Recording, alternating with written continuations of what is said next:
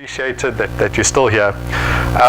It's quite interesting when you get a slot here and you've got a learned audience who've been listening to digital and industry 4.0 for the last sort of day and a half, and you kind of ask yourself, well, what can I add to the discussion? So my intent today is to perhaps add a little bit more. I think some of it will maybe be a repeat, but I'll try to keep it from a different perspective and a little bit more interesting. So the title of the presentation is Industry X.0, pronounced X. Reimagining industrial development. And I think a lot has been spoken about in terms of the fourth industrial revolution, where everyone recognizes that we are today. But for me, maybe a bit of a confession, I'm a terrible sportsman. Right, so if I play soccer, if I play tennis, all those games, I'm pretty terrible at it, right?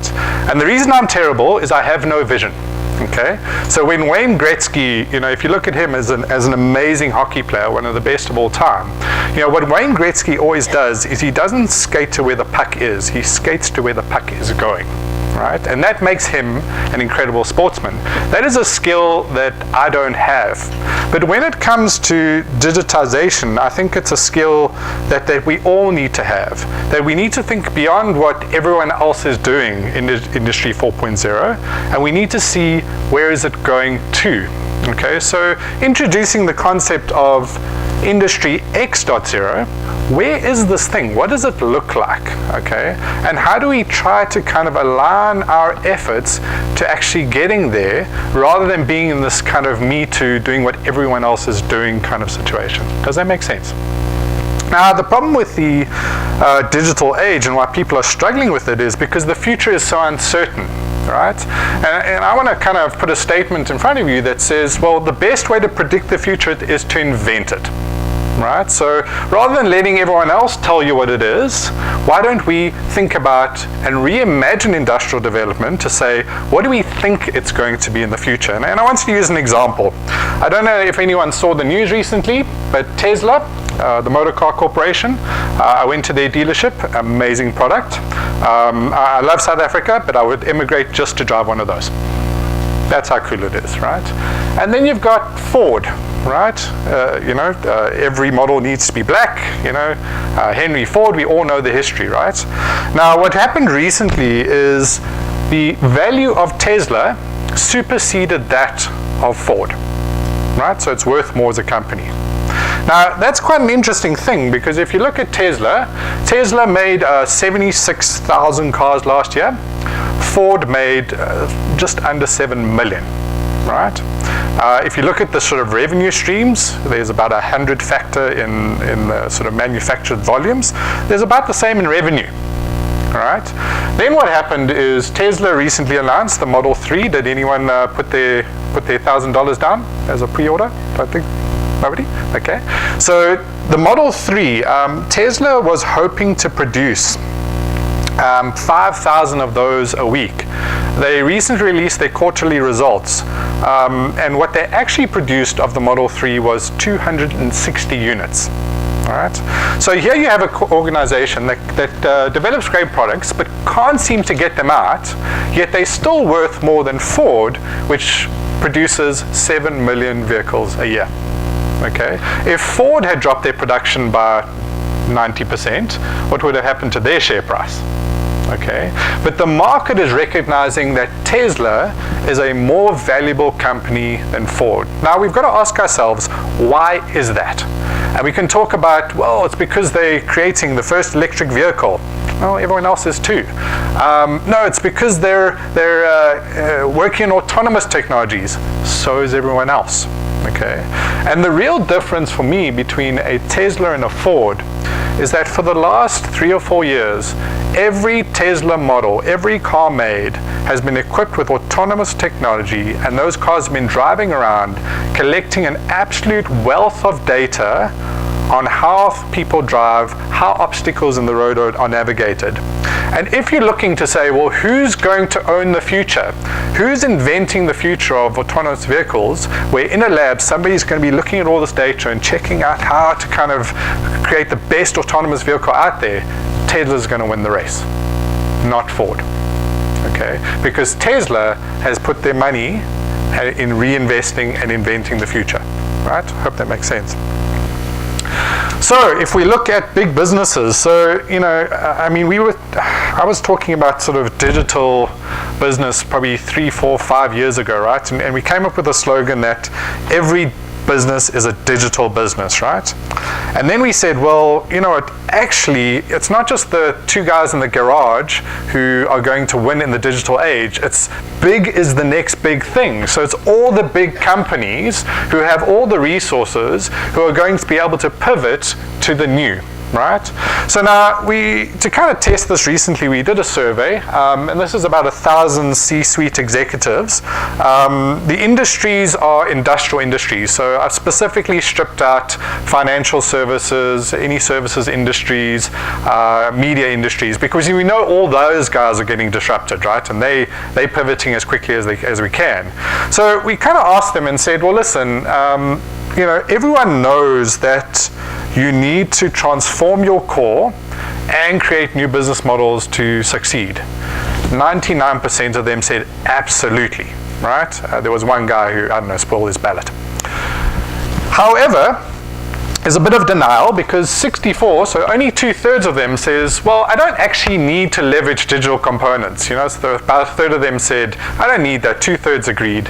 But 92 said, well, listen, but the one thing I do recognize is that my current non-smart, non-digital products and services aren't going to be successful. So they all pretty much agreed with that. So that looks pretty simple, right? So you hollow out the core, you simplify the core, and you create new business models. But then we asked them, well, to what extent are you actually doing it? And the measure of success is investment, right? So if you really care about something, you're putting money behind it, all right? And you're succeeding by doing that.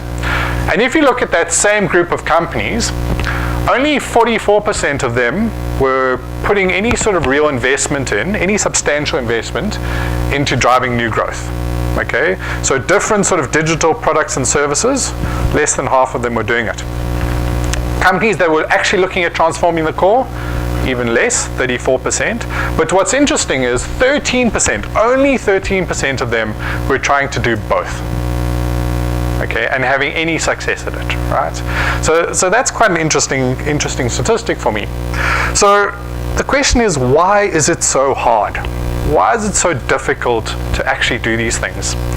And the answer comes in these sort of technology trends. So, I mean, this is probably a similar slide to a lot of what we've seen, but we've all seen the sort of trends in technology, right? So we all looked at sort of mainframe, the green screens.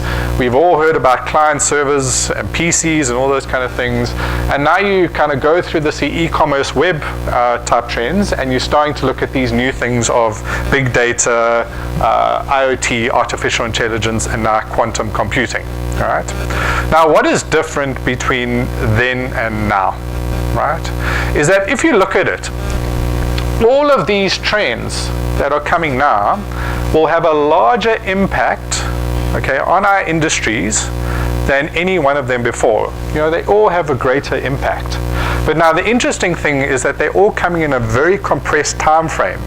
And it's the combinatorial effect of multiple technology trends that are hitting sort of big corporates, big organizations, and they're frankly looking at it and saying, I don't know where to start. I don't know what to do. I don't know what to do with how I use all these particular things. So as I said, I mean, digital's been around for some time. It's actually not new. And the data is starting to roll in terms of the success of digital projects, right? And Gartner recently sort of started to publish these stats, and they said 3 out of 4 digital projects will be considered a failure by next year. Right? If I look at what I see in the market, I would say it's probably more than that. Right? Because if you look at these digital projects, what are they failing on? Well, the first one is they're failing to integrate. Right?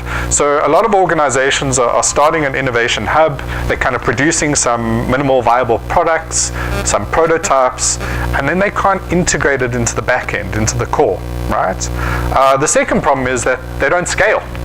Right? So they're great for, the sort of test case users, but we're finding it difficult to actually scale them to large, sort of enterprise grade, lots of customers sitting on the platform. And the third kind of the challenge that's happening there is that I'm sure a lot of you are coming up against service design thinking. There's new ways of understanding what's the real problem. And you kind of go out from a customer's perspective, and you're looking backwards in from a customer and saying, well, what are the problem we're trying to fix?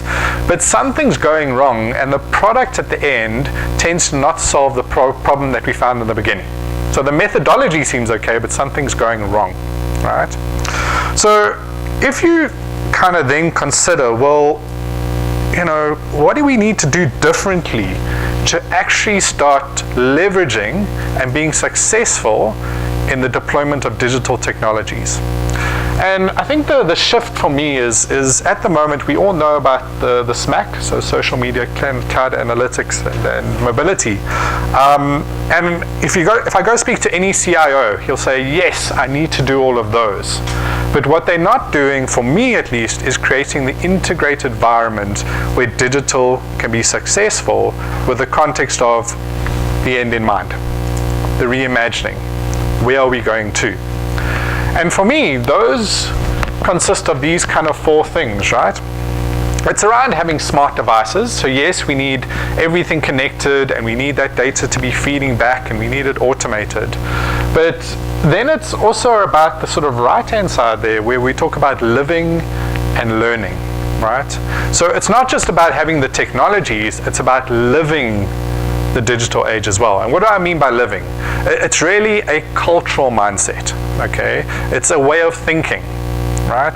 If you go to Silicon Valley, which I've had the opportunity to do, you walk around there, and every single person, whether he's kind of serving you coffee or making a burger, he's got that what-if mindset. Okay, that potential that I can reinvent, reimagine the future. And then in the Silicon Valley kind of context, they have an entire ecosystem of people who have the same mindset, okay, and the same culture to drive it forward. And the other one is the concept of learning, right? So they adapt, they change direction, they pivot all the time, okay? So it's a very different thing to have technology deployed and having a true digital mindset. I hope that makes sense. So if we look at it, and Dr. Armstrong kind of touched on this as well, but I'm gonna talk about it from a different angle. Where should we be focusing? Okay, so what should we be doing? And the kind of framework I kind of want to use is kind of split into two, where we talk about the first one being hyper-personalization and new experiences. So I think the service design concept has legs, but I think we need to be truer to that, to be looking to see, well, how in any environment can we create these hyper-personalized experience tailored to the particular user, right? And what that really means is that you start designing technology that is geared to the person rather than the person having to adapt to the technology, right? So I've done a few sort of big implementations, SAP type stuff, and what did we always do? We used to deploy the system and make everyone fit in line with it, right? And then you get to the end of the SAP deployment, it's considered a failure, right? Because the people had to adapt to the system.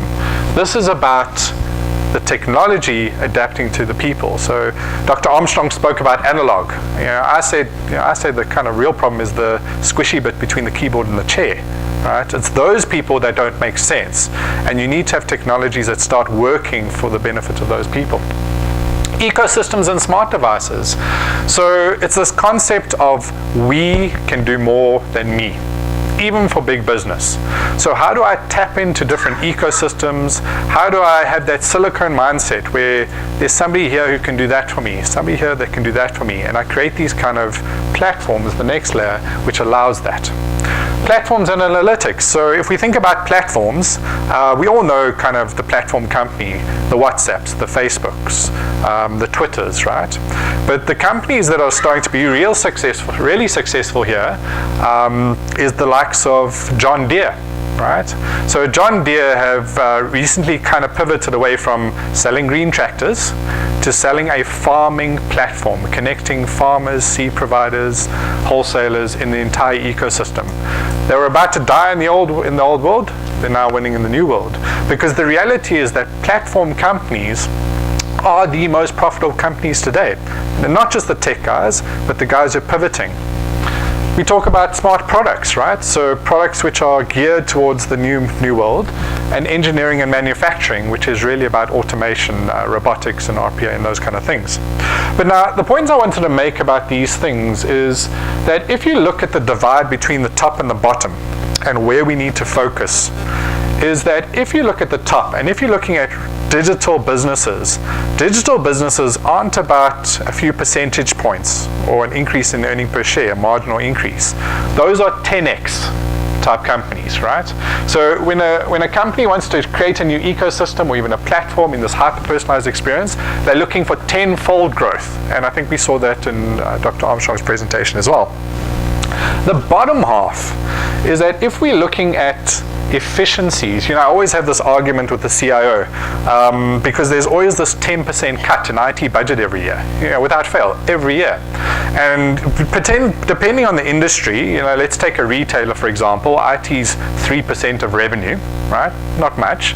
You take 10% of 3%, you're at 0.3%. So how efficient can I make the back end, before it makes an impact? The point is you can't sanitize yourself to greatness, right? And it's more the top end that's really going to make the impact from an economic perspective. But here's the challenge. You can't do the front end without the back end, right? So if you look at any sort of organization, absolutely we need to focus on making the back end efficient. So using those kind of new technologies, but with the purpose of enabling the front end. So a couple of practicals. So the first thing I would say is that, to the previous point, is you've got to look at transforming the core, right?